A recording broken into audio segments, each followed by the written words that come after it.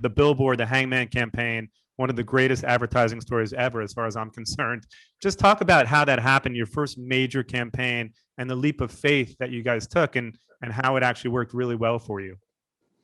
Well, I was thinking about doing an ad campaign in the Hamptons with a great looking model on the beach with the wind blowing and the shirt untucked and, sand in the background. And Marjani introduced me to this guy, George Lois, an advertising genius who really wasn't in fashion. He did advertising for automobile companies and restaurants and casinos. I mean, all sorts of different things.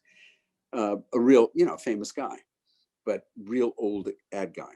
And so I told him what I was thinking of doing. He said, "That's bullshit." He said, "It'll take you 20 years and millions of dollars to even get noticed."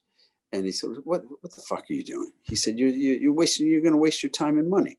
And I said, "Well, what would you do?" And he said, "Well, give me a day or two and I'll come back and show you." So a day or two, he came back with these boards, and he had ads of Calvin, Ralph, Armani, Perry Ellis, Halston, all these designers at the time. Took the names off the ads. And he said, "Now tell me whose ad is whose." And you really couldn't tell because they all looked alike. They were all shot in black. It was Bruce Weber shooting all of them, and it was... Yeah, Bruce Weber, black and white. A lot of them had horses in them. Right. Same kind of models, same hairstyle, same everything. And I said, "Well, so, okay, what would you do?" And he brought out another board. And the other board basically said, they compared me to the design greats in America and basically said that I'm the next.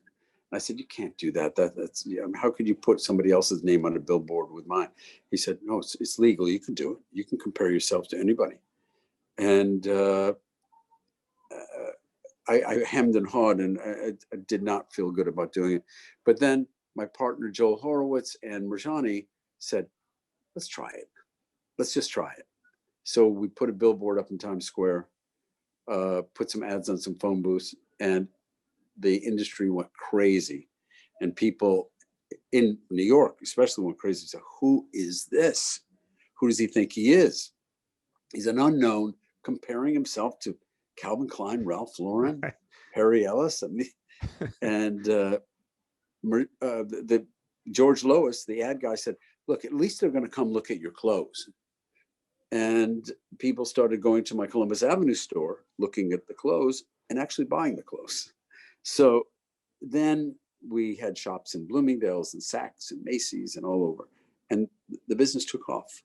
Because essentially it was like that old Hangman game, right? Where it was like fill in the blanks, and it's like, who's the other great designer? And it was your name. And it was a risk, but in the end, sometimes if you take big risks like that, they really pay off. So it's what an incredible story.